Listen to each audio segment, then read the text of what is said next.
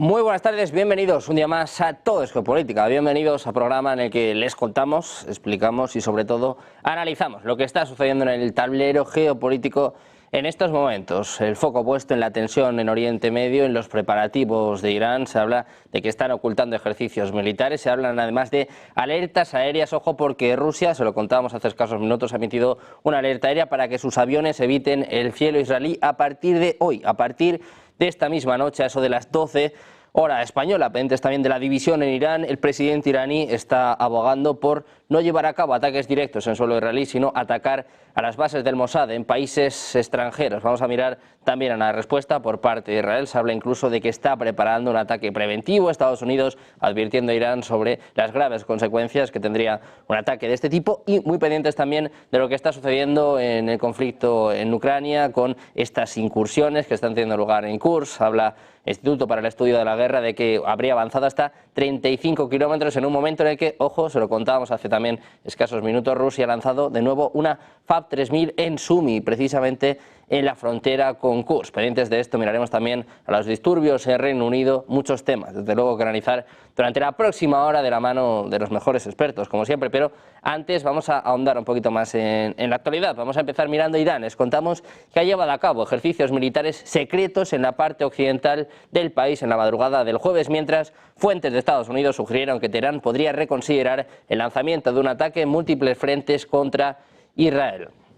Funcionarios estadounidenses observaron menos preparación de lo esperado entre las fuerzas iraníes. Los canales de noticias vinculados a la Guardia Revolucionaria de Irán confirmaron en Telegram el inicio de los ejercicios militares en el oeste de Irán. Dijeron que había un aviso que advertía a los aviones civiles que evitaran la zona. Se espera que los ejercicios, que incluyen pruebas de misiles de largo alcance, continuarán hasta este viernes. Las advertencias destacaron peligros potenciales en ciertas áreas hasta 12.000 pies, pero los detalles sobre los ejercicios fueron escasos. Los medios de comunicación iraníes, incluidas las agencias de noticias Tasnim y Fars, no informaron sobre los ejercicios. Informes anteriores sugirieron que Irán había trasladado misiles a regiones occidentales, posiblemente en preparación para un ataque contra Israel. Mientras tanto, Estados Unidos ha advertido a Irán de que un ataque de represalia contra Israel por el reciente asesinato de un alto dirigente de Hamás en Teherán representaría un peligro grave para la economía y el gobierno de Irán y posiblemente intensificaría el conflicto que ya lleva meses entre Israel y Hamás. Un funcionario estadounidense dijo a The Wall Street Journal que Estados Unidos ha comunicado a Irán que el peligro de una escalada importante es extremadamente alto. Se lleva a cabo un ataque de represalia. El funcionario dijo que se ha advertido a Teherán de que existe un grave riesgo de consecuencias para la economía de Irán y la estabilidad de su gobierno recién elegido si sigue por ese camino.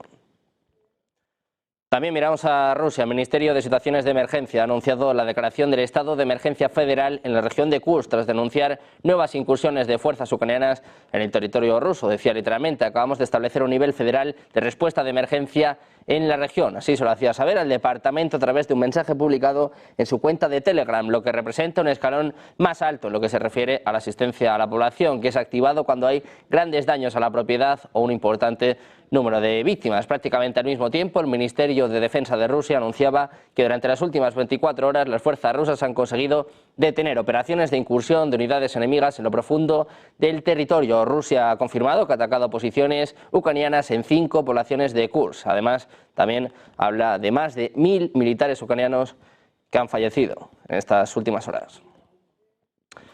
También pendientes de Reino Unido, de su primer ministro Keir Starmer, ha dicho este viernes que el gobierno británico permanece en alerta máxima durante este fin de semana en previsión de posibles nuevas manifestaciones. Decía Starmer: estoy absolutamente convencido de que la presencia de agentes de policía estos últimos días y la rápida justicia impartida en nuestros tribunales han tenido un impacto real. En respuesta al incidente de Southport, en el que 3 niñas perdieron su vida, ha habido todo tipo de protestas provocadas sobre todo por la inacción de su gobierno. Como resultado, casi 400 personas han sido detenidas hasta el momento y las 2 primeras fueron condenadas ayer por cargos de desorden violento.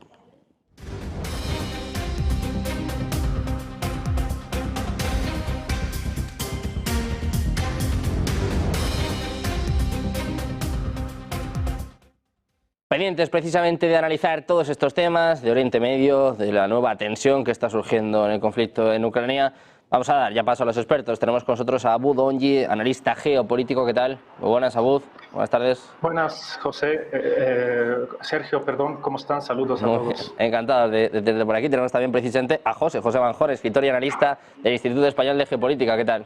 Muy buenas tardes. Muy bien, buenas tardes. Encantados de tenerte por aquí un día más. Y por último presentamos a Ezequiel Vistoletti, doctor en Ciencia Política y profesor de Relaciones Internacionales en Alemania. ¿Qué tal? Muy buenas, Ezequiel. Buenas tardes. Hola, Sergio. Hola a la audiencia. Encantados de teneros a los tres un día más por aquí, un día de nuevo de mucha tensión. El foco está puesto en Oriente Medio, en esta alerta de Rusia para que se evite el espacio israelí, la división también en Irán, con el presidente presionando para llevar a cabo los ataques solo en sedes del Mossad en territorios extranjeros. Ezequiel, por esto te quiero preguntar, si te parece, empezamos contigo. ¿Cómo ves lo que sucede en Oriente Medio y esta respuesta que se sigue atrasando por parte de Irán? Parece que cada vez hay más división. Bueno, la situación aparece más o menos igual que hace unas semanas. Por un lado, presenciamos la búsqueda permanente de una escalada por el gobierno de Netanyahu debido a su situación política personal. En el momento en el cual desaparezca la situación de guerra, inmediatamente él deberá responder por muchísimas cuestiones, incluidas acusaciones muy fundamentadas de corrupción, como así también otras acusaciones ligadas a la reforma política del Poder Judicial en Israel. Por ende, su supervivencia política responde a la continuidad de la guerra. Por otro lado, además, Israel aparece en una situación muy complicada como producto de las malas decisiones del gobierno de Netanyahu, el cual comenzó una operación militar terrestre en Gaza con el supuesto objetivo de la destrucción de Hamas y la restitución de los ciudadanos israelíes secuestrados por Hamas el 7 de octubre. Bueno, a través de la fuerza pudo realizar la liberación de 7 de los secuestrados, mientras que a través de las negociaciones de más de 100, las mismas operaciones militares y los bombardeos determinaron la muerte de una buena cantidad de los secuestrados también. Por ende, en ese sentido, la operación militar representa un verdadero fracaso. Y en segundo lugar, en cuanto a la destrucción de Hamas, evidentemente también en ese sentido presenciamos un rotundo fracaso, porque Hamas hoy día no solo aparece y no solo presenta una fuerza comparable a la de antes del 7 de octubre, sino que según muchos analistas, incluidos analistas críticos israelíes, hoy presenta una capacidad militar incluso superior a la de Hamas antes del inicio de esta incursión militar. Así que, frente a esas dificultades, sumadas a todas las dificultades surgidas de la masacre iniciada a partir de la operación militar israelí, la cual determinó inmediatamente la participación de el Líbano a través de Hezbollah, de Siria, de Yemen, de Irán, en respuesta a la masacre del pueblo palestino. Eso generó una situación externa aún peor, y frente a ese fracaso en Gaza, esa situación externa cada vez más difícil, esa situación interna y personal de Netanyahu cada vez más complicada, ¿cuál la salida posible? Una fuga hacia adelante a través de una escalada, una guerra regional y la participación, el arrastre a Estados Unidos a un conflicto regional. Por cierto, para Estados Unidos participar en un conflicto en la región contra Irán representaría un desastre, mayor aún al de Ucrania y al de Afganistán y al de Irak, etcétera, etcétera. Pero esto no aparece descartado debido a la potencia, al poder de el lobby israelí en la política interna estadounidense. De hecho, sin dudas, en la visita de Netanyahu la semana pasada al Congreso estadounidense, en la cual, por cierto, participaron la mitad de los congresistas. Una mitad de los congresistas rechazó presenciar su discurso en el Congreso. Sin embargo, evidentemente, en las conversaciones con el gobierno actual, o bien con Biden, o bien con Kamala Harris, o bien con Blinken y Sullivan, quienes aparentemente representan los timoneles del gobierno en este momento tan especial de la salud cognitiva de Biden, por llamarlo de alguna manera. En el encuentro, además, posteriormente con Trump, evidentemente presentó el plan de los ataques contra Irán y contra el Líbano, y Estados Unidos convalidó esto. A favor o en contra de sus intereses, lo convalidó. Bueno, entonces esa es la situación por un lado, la búsqueda de un conflicto, y por el otro lado Irán, quien no quiere un conflicto porque su estrategia de desgaste por el momento genera réditos, su estrategia de desgaste a través de Hezbollah, a través de los hutíes, con Hamas como parte de esto, aunque Irán no patrocina directamente a Hamas, eso representa una invención de los medios occidentales. En realidad el apoyo de Hamas desciende de Qatar y de los hermanos musulmanes, en todo caso en Egipto, pero a través de esa estrategia regional generó una encerrona, a través de esa estrategia de desgaste generó una encerrona para Israel. Por ende, retrasa la respuesta y muy probablemente presenciemos una vez más una respuesta dosificada como la de abril, después del ataque del 1 de abril de Israel contra el consulado iraní en Siria. Bueno, en aquel momento Estados Unidos realizó una mediación y por eso respondió Irán de manera muy medida, muy dosificada, casi como una muestra de fuerza. En este caso deberá responder más fuertemente porque el ataque fue perpetrado en su territorio, no como el ataque en el Líbano contra su consulado, pero en territorio libanés. Así que quizás de aquí el retraso, de aquí también las negociaciones. Estados Unidos está participando en una intermediación con su buena dosis de amenazas. Ayer un vocero de la Casa Blanca remachaba que en el caso de una respuesta iraní muy contundente, Estados Unidos respondería también, participaría también, pero evidentemente Estados Unidos no quiere la escalada de este conflicto porque no quiere un nuevo foco abierto de manera abierta y flagrante en la región. Entonces, por eso está retrasando Irán esta respuesta. También aparecen los rumores respecto a la posibilidad de una respuesta a través de un atentado o un ataque en algún otro lugar, lo cual connota un riesgo para todo el mundo. Yo, como argentino, recuerdo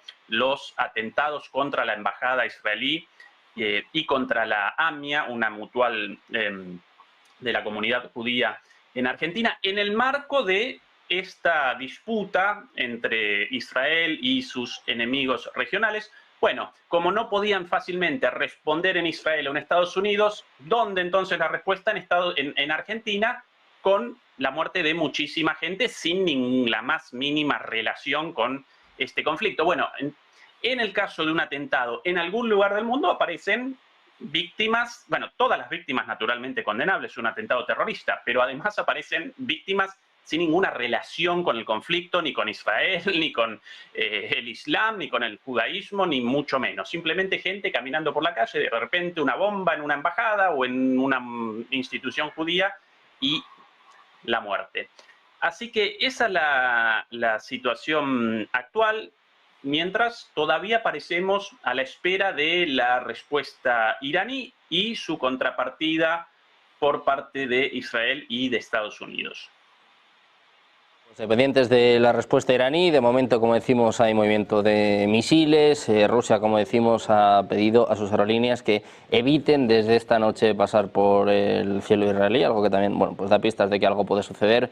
José, por esto te quiero preguntar cómo es la situación en Oriente Medio y cómo crees que va a ser el ataque por parte de Irán. Decimos que también parece que empieza a haber división, que el presidente, por ejemplo, habla de atacar, pero en territorios extranjeros, en bases de la Mossad en territorios extranjeros.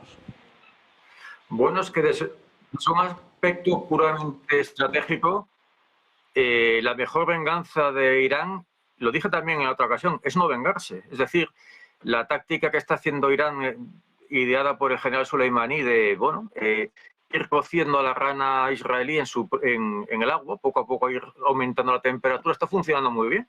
O sea, Israel está metido, como decía Ezequiel, en una encerrona de difícil salida. Entonces, bueno, ¿qué ha hecho Netanyahu? Prácticamente obligado a mover pieza a los iraníes, que si no, difícilmente lo harían. Y es de suponer que en el mando iraní tiene que haber discusiones sobre qué es lo que hacemos, porque claro, todos pensamos en misiles, en drones, pero a veces en la historia un individuo con un cuchillo hace mucho más daño que un misil. Depende siempre de la ocasión, del blanco y de la situación estratégica del momento. Por lo tanto, puede pasar de todo. Yo tampoco me atrevo a decir qué es lo que va a hacer Irán. Sé que tendrá que hacer algo porque está obligado a hacer algo. Es imposible que no haga algo.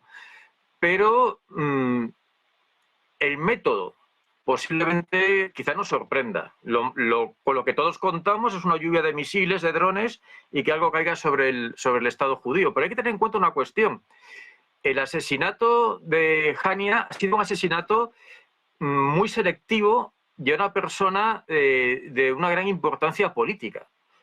Por lo tanto, la vía del atentado o del asesinato selectivo de una persona de la misma importancia en el otro bando podría ser una forma de responder a este desafío.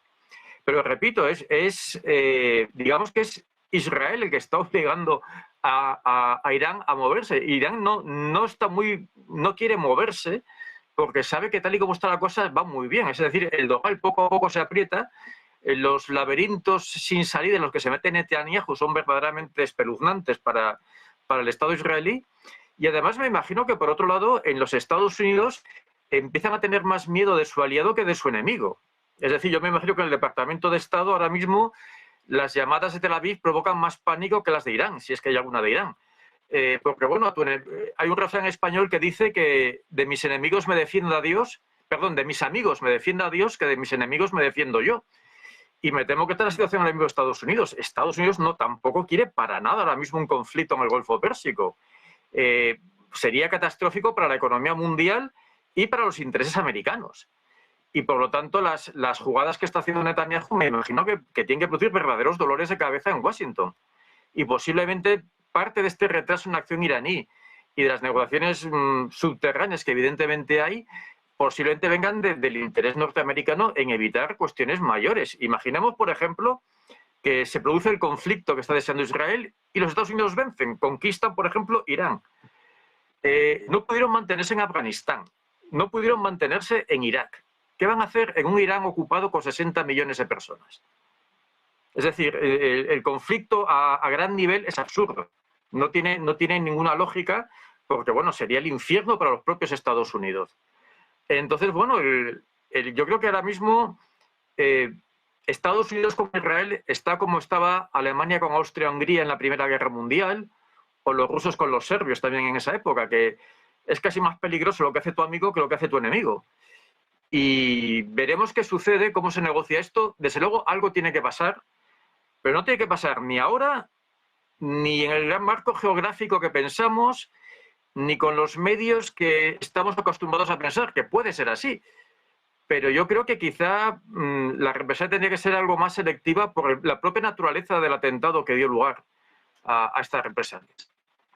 Bueno, pues interesante cuanto menos esta reflexión. Es verdad que llevamos días hablando de que este atraso en los ataques, en el ataque, pues también está siendo una tortura para Israel, ¿no? Están en alerta máxima desde hace ya más de una semana. Abuz, por esto te quiero preguntar por cómo puede ser la venganza por parte de Irán y también cómo está asfixiando a Israel poco a poco sin ni siquiera hacer nada, ¿no?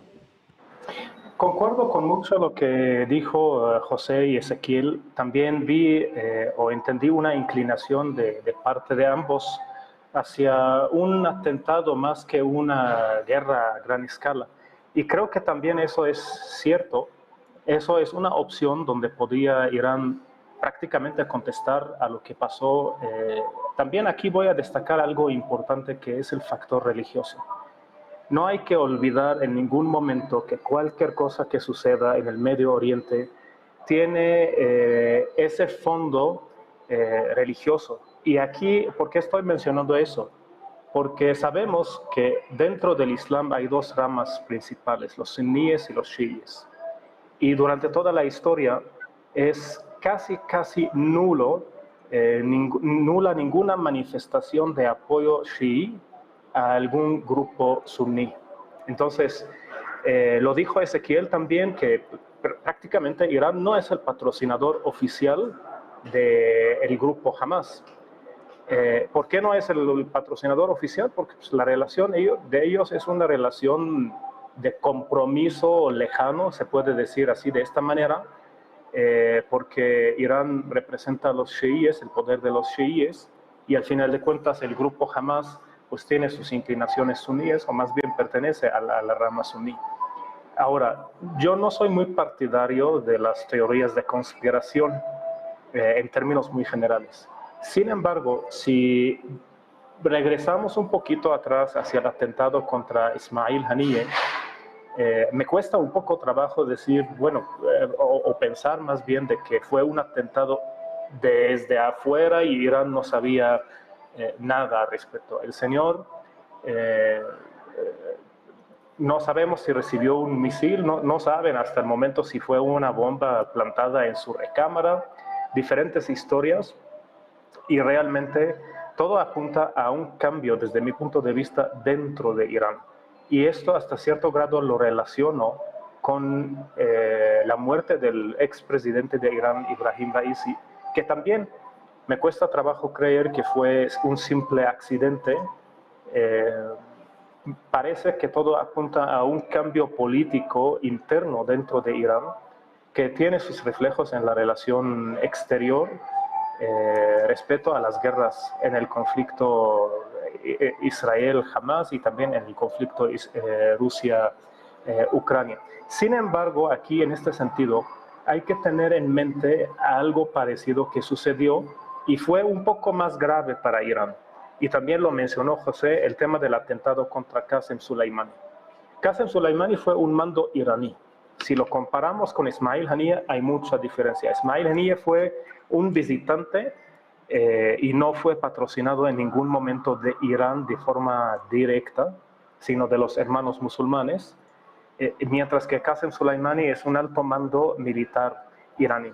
¿Qué fue la respuesta de Irán? Fue un ataque limitado, y recordamos también que en ese momento Donald Trump pues, destacó que bueno, pues Irán le pidió casi permiso para hacer un ataque, y ese ataque pues no sirvió para nada, no hubo ninguna víctima, no hubo ningún que digamos una venganza clara. Entonces yo creo que sí podríamos ver algún tipo de atentado muy limitado contra un personaje o contra alguna base militar. Eso por el lado, digamos, del análisis de lo que está sucediendo en Irán desde hace unos meses, ¿no? Específicamente a partir de la muerte del expresidente. Ahora, del lado militar, yo también descarto el tema de una guerra a gran escala, específicamente porque Irán está rodeado de bases militares estadounidenses. Tomar una decisión de esta magnitud prácticamente es un intento de suicidio para Irán. Irán está completamente rodeada por bases militares estadounidenses, y vuelvo a mencionar el factor religioso. ¿En qué sentido? En que el mundo islámico hoy en día tiene una lucha de poder interna, y esa lucha de poder, diferentes países quieren ser el líder oficial del mundo islámico. Al final de cuentas tenemos que comprender que el Islam es una religión teocrática, busca hasta cierto grado formar un país teocrático, un país que se ha perdido desde el Imperio Otomano, y hoy en día los países musulmanes fuertes, tenemos Turquía, tenemos Arabia Saudita, tenemos Irán con su rama chií, tienen esa lucha de poder interna para decir quién realmente representa al Islam. Y esto, en un momento de una guerra a gran escala, si nos preguntamos quién apoyaría a Irán, obviamente Rusia por intereses, pero hablando del mundo islámico, yo no veo ningún país que realmente va a querer apoyar a Irán de forma real, ¿no? Específicamente los países del Golfo Árabe, donde hay un poder económico que puede sostener una acción militar de esta magnitud. Bueno, el único país de esos del Golfo Pérsico pues es Qatar, que todavía sigue manifestando una relación fuerte con Irán, porque Qatar está jugando a una posición neutral que no sé hasta qué grado realmente le va a salir bien esta jugada. Pero los demás, hablando de Arabia Saudita, hablando de Emiratos Árabes Unidos, yo no creo que ellos van a arriesgar su amistad con Estados Unidos, su relación realmente con el mundo occidental, para una guerra que no va a llegar a ningún lado. Entonces, yo insisto de que por razones militares y por razones de lo que está sucediendo en el mapa político, geopolítico dentro de Irán y con su relación con los países de alrededor, ese atentado nunca va a ser una guerra a gran escala, podría ser simplemente un atentado para decir, bueno, ya contestamos y con eso pues nos quedamos 1-1, ¿no? Eso es lo que veo y no tengo evidencias y repito, no quiero ser partidario de las teorías de conspiración, pero la muerte de Ismail Haniyeh es una forma de decir, a ver, vamos a tirar esas cabezas para abrir una página nueva. Y esas cabezas fueron simplemente Ismail Haniyeh por un lado y por otro el expresidente de Irán, Ibrahim Raisi, Sergio. Pendientes de Irán, si os parece, vamos a mirar también al otro bando. Ezequiel, te quiero preguntar por qué va a hacer Israel. Se está hablando ya de un ataque preventivo. Contábamos hace escasos minutos que ha dicho al Pentágono de Israel pues que está preparando ya un ataque preventivo contra Irán y contra Hezbollah. Decíais antes, la particularidad, ¿no?, que tiene el gobierno de Netanyahu. Ayer mismo en una entrevista con Time decía que va a seguir en el gobierno hasta que sea seguro, hasta que pueda apoyar a la seguridad de Israel. Claro, un ataque preventivo, una guerra regional, sería pues quizás lo mejor, ¿no?, para el propio Netanyahu. Sería su mejor escenario. Sí, Sergio, efectivamente una respuesta de este tipo, un ataque de este tipo, respondería a la situación antes descrita, a esta búsqueda de una escalada con miras a la participación de Estados Unidos. En consonancia con las palabras de Abu respecto a las diferencias entre Hamas y Hezbollah y naturalmente entre el Islam chiita y el Islam sunita, pocos lo recuerdan, pero en la guerra civil siria ambas fuerzas, ambas organizaciones participaron enfrentadas la una a la otra, ¿sí? Porque Hezbollah, patrocinada abiertamente por Irán, acompañó, ayudó, participó con el envío de militantes, con el envío de efectivos armados para el apoyo al gobierno de Assad, mientras que por el contrario, Hamas despachó combatientes para que acompañaran a una facción de los rebeldes sirios, no la del ejército islámico, no la de Daesh, eso es cierto, entre los rebeldes sirios por lo menos inicialmente participaban muchas facciones. Bueno, ellos acompañaron a una de ellas, pero de hecho aparecían enfrentados militarmente en ese conflicto, así que cuidado con esa situación. De nuevo sobre esta supuesta posibilidad de un ataque israelí, Sergio, anticipado, un ataque preventivo. Bueno, a la luz de esta búsqueda de una escalada evidente, todo lo sucedido de aquí para atrás, hasta el momento sumido en un manto de dudas, porque no podíamos determinar. Bueno, ahora parece todo bajo un cariz, bajo una luz distinta. Por ejemplo, la muerte del presidente Raisi en ese accidente hasta el momento de su helicóptero.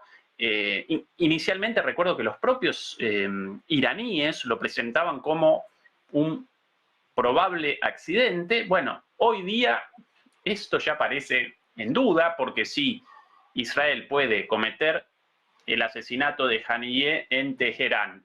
Realizar ataques contra Siria, contra el Líbano, incluso, bueno, participa naturalmente en los ataques contra Yemen. Bueno, ¿por qué no una intromisión, una operación de sus servicios secretos en el accidente de Raisi?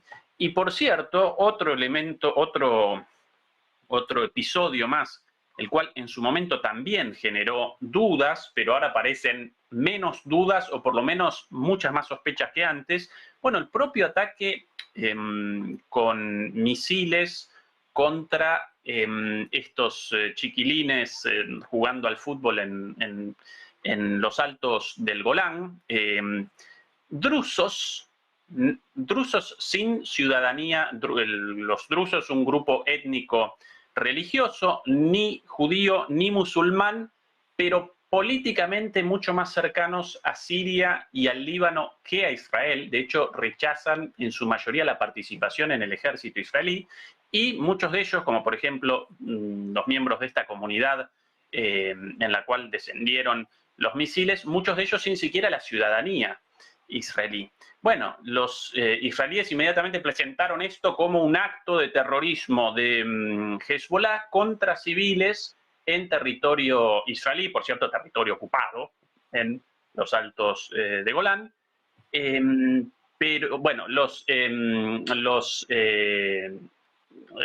libaneses respondieron, Hezbollah respondió inmediatamente: no, esta tragedia con todos estos chicos muertos jugando a la pelota y de repente jugando al fútbol y de repente un misil caído sobre sus cabezas, en realidad eso representa un misil de la cúpula de hierro, un misil defensivo, perdido, fuera de control, caído sobre ellos. Bueno, ahora una tercera hipótesis, la hipótesis de un ataque de falsa bandera, como justificación, ¿sí?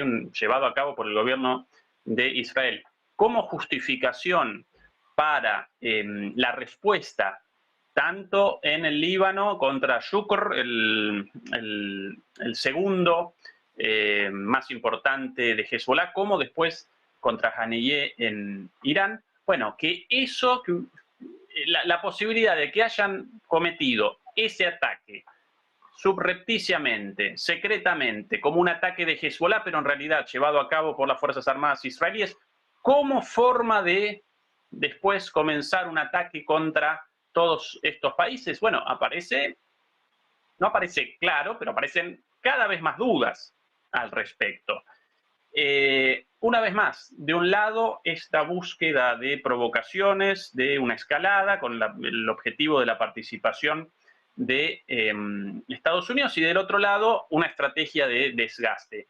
Párrafo aparte para lo sucedido con estos prisioneros palestinos empalados en un campo de concentración, prácticamente, en Israel, llevados a un hospital, y gracias a la denuncia de esos médicos israelíes atendiendo a estos palestinos torturados, violados, empalados analmente por estas bestias torturadoras, gracias a la denuncia de esos médicos israelíes, comenzó un proceso judicial y la policía realizó la detención de los torturadores militares de este campo de concentración dentro de Israel para palestinos, y a partir de ahí comenzó una respuesta de una parte de la sociedad israelí, la más radicalizada, la de los colonos, la de este judaísmo mesiánico, el cual preconiza el asesinato de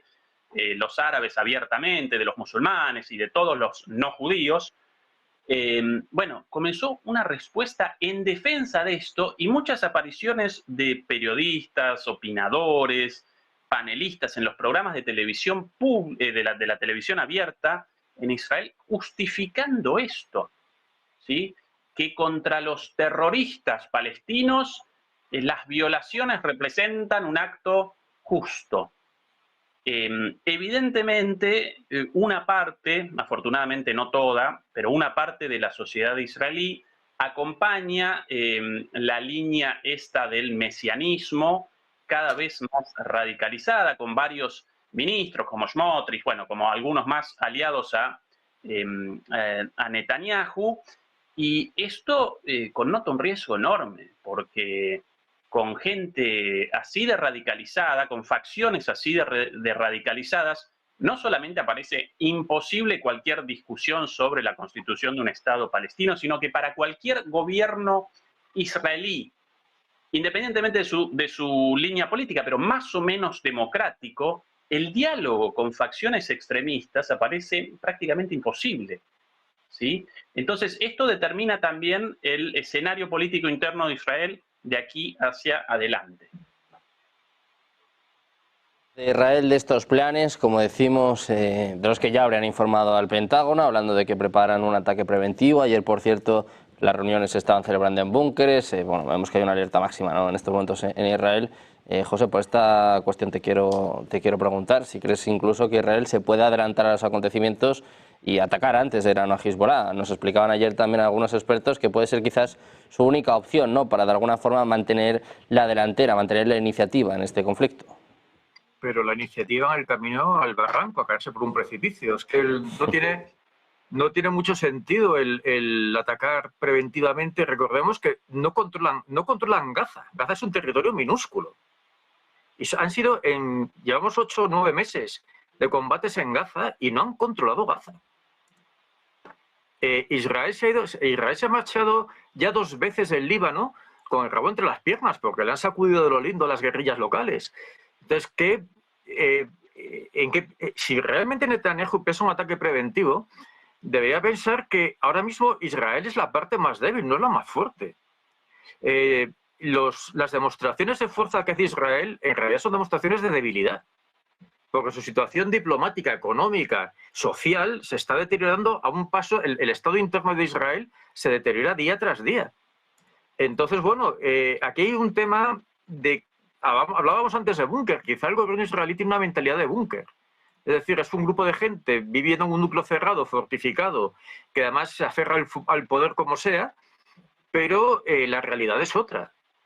Yo no sé ahora mismo, pongámonos en la situación de un hombre de clase media, una pareja de profesionales de clase media israelí, que tiene una buena carrera técnica, que tiene 2 hijos jovencitos y que piensa, bueno, cuando mis hijos tengan cierta edad, los van a mandar al Líbano, a Gaza, a Dios sabe dónde, a una guerra. Y yo tengo un pasaporte francés, inglés, norteamericano que me permite coger un avión e irme a un país en el que mis hijos se puedan cuidar y vivir y prosperar sin esos problemas. ¿Cuántos israelíes estarán marchando ahora mismo de Israel? ¿Cuántos israelíes normalmente de altas cualificaciones? Es decir, en Israel el peso que tenía, por decirlo así, la clase media sionista que fundó el Estado de Israel, que era gente que venía de Europa, que tenía un nivel, etcétera, está siendo sustituida por otro tipo de población mucho más primitiva, mucho menos desarrollada, y que vota opciones pues, que serían de la franja lunática en cualquier país europeo. Entonces, bueno, yo no sé, evidentemente no conozco las interioridades del gabinete israelí, pero las noticias que nos llegan es que saltan las broncas y los insultos y todo cada 2 por 3, que es incluso difícil mantener una reunión pacífica de gobierno. Y con esos mimbres quieren hacer un ataque preventivo ¿contra qué? Que sea tirar 4 bombas en algún sitio y volverse. Porque una operación militar a gran escala, a largo plazo la pierden. No porque pierdan ninguna batalla, sino porque es insostenible para la sociedad israelí. Recordemos que las guerras las hacen las sociedades. Y la sociedad israelí no es la que era, está bastante deteriorada. Y las sociedades a las que se enfrentan ya no son los reyezuelos árabes de hace 60 años. Son estados que se han modernizado a la fuerza, que tienen ejércitos mucho mejores que los que tuvieron en los años 60 y en los años 40, y que además no se van a dejar aplastar. Porque el poder de los países de la zona ha aumentado muchísimo en los últimos años, sobre todo en el aspecto militar. Están mejor adiestrados, tienen unos políticos con mayor experiencia y no va a ser ni mucho menos tan fácil realizar ninguna operación contra ellos. Por lo tanto, esto puede ser un bluff, y si no es un bluff, es otra locura más de una sociedad que tiene una crisis interna verdaderamente grave, que la está solapando con la situación bélica actual. Pero el momento en que esa situación, por lo que sea, desaparezca, Israel va a tener gravísimos conflictos internos. Abud, lo mismo te quiero plantear. Enseguida miramos también al conflicto en Ucrania, pero antes, ¿cómo valorarías un ataque preventivo por parte de Israel y cómo afectaría también al conflicto? Yo también descarto ese tipo de algún ataque preventivo, porque, a ver, vamos a ver las cosas como son claramente. Como dijo José, los países de alrededor de Israel pues han fortalecido hasta cierto grado su ejército. Digamos, el ejército sirio, a pesar de todo ese conflicto que llevaba años, pues no se fracturó como fue el caso con el ejército de Irak. Antes de 2003 podría decir que el ejército más fuerte de esa zona árabe, pues sí fue el ejército iraquí, con el liderazgo de Saddam Hussein. Y obviamente ese ejército se fracturó, ¿no? Que provocaba hasta cierto grado un alto riesgo para Israel. Pero en la actualidad el ejército más fuerte ahí es el ejército de Arabia Saudita. Ahora, si vamos a ver al Líbano, pues Líbano es un país prácticamente deshecho. Políticamente, socialmente, Líbano no tiene ejército. Y olvidando Hezbollah, Líbano es un platillo muy simple, muy fácil para Israel, olvidando a Hezbollah. Entonces, si Israel no hace algún atentado contra Líbano fuerte, es porque tiene preocupación con Hezbollah. Y aquí regresaré al primer punto que platicamos. Una evidencia de que Irán no va a hacer algo grande en el conflicto de Israel es preguntando qué ha hecho Hezbollah hasta ahorita. Nada. O sea, Hezbollah, que es una embajada de Irán al lado de Israel, que tiene poder militar mucho más fuerte que el grupo Hamas, y la evidencia a lo que estoy diciendo es lo que sucedió en el año 2006. En el año 2006 Israel llegó a Beirut y tuvo que salir porque la ofensiva, la defensa, perdón, de Hezbollah rebasó sus capacidades. ¿Por qué? Porque Hezbollah es equivalente a Irán con todo el sentido de la palabra. Ahora, en ese conflicto que está sucediendo entre Israel y Hamas, ¿qué ha hecho Hezbollah más que tirar misiles que no hacen nada? Que parecen fuegos artificiales. O sea, y como dijo Ezequiel, esos lamentables acontecimientos donde murieron jóvenes que estaban jugando fútbol, ni siquiera son israelíes, ni siquiera son judíos, son árabes drusos. Entonces, ¿qué ha hecho Hezbollah? Nada. Es una evidencia de que Irán pues, no se va a meter en pleno en ese conflicto. Y por consecuencia, sí es cierto que para Israel, para Benjamín Netanyahu específicamente, sí le conviene alargar ese conflicto, sí le conviene alargar esta guerra. Sin embargo, no veo la necesidad de abrir un nuevo frente porque él ya tiene su objetivo cumplido con la Franja de Gaza. También lo mencionó José, es un territorio muy limitado que no es posible que durante meses Israel prácticamente se ve como limitado al respecto de ese tipo de guerra. Entonces, a mí se me hace que es un conflicto que para Benjamín Netanyahu sí le conviene mantener el Estado de Israel bajo ese nivel de emergencia. Se mantiene él en el gobierno, prácticamente firma sus alianzas con la oposición que le estaba dando muchísimo dolor de cabeza antes del conflicto con el grupo Hamas. Habíamos visto en ese momento las manifestaciones, o hemos visto, perdón, las manifestaciones en todos lados en Israel contra su reforma judicial, arriesgando, según la opinión de muchos analistas, la democracia en Israel, que es uno de los países más ahorita está provocando el grupo Hamas.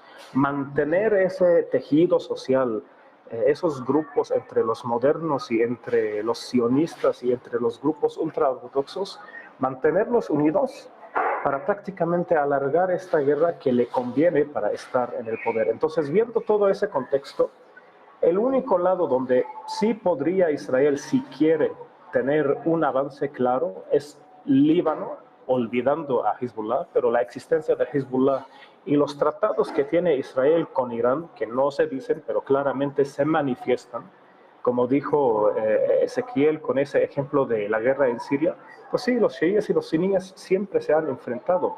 En el tejido social musulmán consideran a Irán persas, siguen refiriéndose a ellos como persas. Nunca van a sentir que ellos representan los mismos objetivos. Entonces, en ese sentido, si Líbano, que es el país más débil donde puede realmente atacar a Israel, no lo va a hacer, porque tampoco Hezbollah lo está atacando de la forma que esperábamos, o de la forma que no esperábamos, de la forma como se piensa de su poder militar y de Irán atrás, pues Israel no va a atacar contra el Líbano y los demás países tampoco tienen ese interés. Ahora, aquí hay un factor también importante que no hay que dejar a un lado: Estados Unidos y su proceso electoral. De hoy hasta noviembre, yo no creo que Estados Unidos tome alguna decisión que involucra a Estados Unidos a largo plazo. ¿Por qué? Porque existe la posibilidad de que Donald Trump llegue al poder y cambie todos los planes de este gobierno. Esa es una posibilidad. Entonces, por el momento Israel no puede contar con un apoyo estadounidense para abrir, digamos, una nueva guerra o un nuevo frente, una nueva escalada. Sí cuenta con su apoyo para mantener la situación como está. Esta es mi opinión y creo que en este sentido, mientras no vemos que ejércitos fuertes como el ejército saudí o como el ejército, bueno, como el grupo Hezbollah, mientras no vemos que ellos manifiesten algún tipo de acción contra Israel, Israel no va a actuar en contra de ellos, Sergio. Antes de terminar, vamos a sacar un nuevo tema. Os quiero preguntar por lo que está sucediendo en la región de Kurs. Hay pues informaciones cruzadas, mucha desinformación, básicamente, sobre lo que está ocurriendo. Ezequiel, empezamos contigo. ¿Cómo es la situación en Kurs? Se habla de hasta 1000 bajas ucranianas, se habla también de ataques con misiles, del estado de emergencia decretado. Cuéntanos un poquito cómo está la situación, un poco qué informaciones tienes tú. Bueno, en primer lugar, la incursión ucraniana en Kursk representa un ataque, representa una ofensiva mucho más grande y mucho mejor planificada que la incursión de abril de este año, llevada a cabo por milicias de rusos neonazis, como así también mucho mejor planificada y mucho más grande que la incursión del año pasado, si no recuerdo mal, a principios de año. Inicialmente participaron alrededor de 1000 efectivos ucranianos traspasando la frontera, con otro tanto, con varios miles en la reserva en territorio ucraniano. En este momento muchos de esos otros miles ya deben aparecer dentro del territorio ruso como soporte para la explotación de las incursiones. Estuvo acompañada la incursión por apoyo artillero, de drones e incluso de guerra electrónica por parte de Ucrania, ¿sí? Por eso la diferencia cualitativa y cuantitativa respecto a los ataques anteriores. Realizaron avances en algunos casos de hasta 15 kilómetros, muy rápidos, sorteando, circunvalando los centros de concentración ucranianos. Esta es una estrategia muy propia de la doctrina militar de la OTAN, en algún momento utilizada con buenos resultados en octubre de 2022, en la primera contraofensiva ucraniana. Básicamente realizan un ataque en profundidad sorteando las defensas y después aparecen en un punto de avanzada, pero sin la consolidación de la zona trasera, de la retaguardia, a la espera de un efecto pánico, de alguna manera. Algo parecido a lo sucedido en 2022. ¿Sí? Sin la consolidación, sin el ensanchamiento del frente, sencillamente una avanzada rápida, sorteando los obstáculos, una vez tomado un pueblito, incluso a veces con solamente una fotografía. Bueno, a partir de ahí la espera del retroceso de las tropas rusas. En gran medida esto representa una falla de la inteligencia rusa por el carácter sorpresivo de esto. La situación aparece más o menos controlada a partir del envío de tropas de refuerzo rusas, pero no del todo, no por completo, precisamente por este carácter sorpresivo.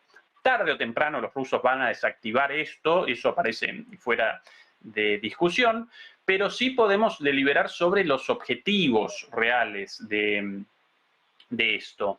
Para muchos representa una operación de relaciones públicas, como tantas otras en el pasado.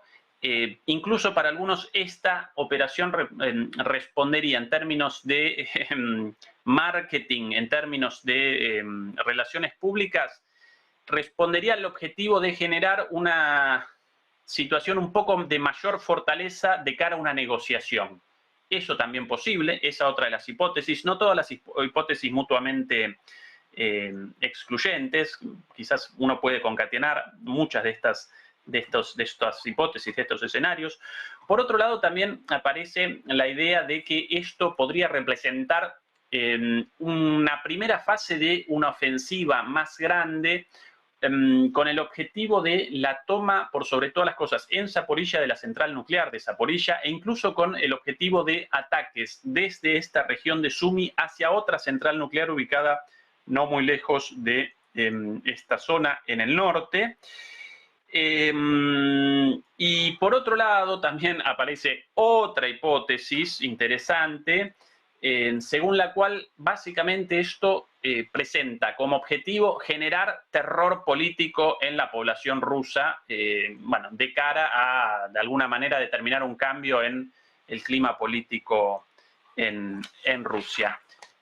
Dicho todo esto, más allá de todo lo dicho, en términos del desarrollo general de la guerra, esto carece por completo de sentido, porque los rusos tarde o temprano van a desactivar esta ofensiva, genera una distracción de recursos hacia el norte, también recursos rusos, por cierto, esa otra de las hipótesis, la forma generar un nuevo frente para desacelerar los avances rusos en Pokrovsk y en la otra ciudad, el otro frente dentro del Donbass, cuyo Toretsk es el otro nombre.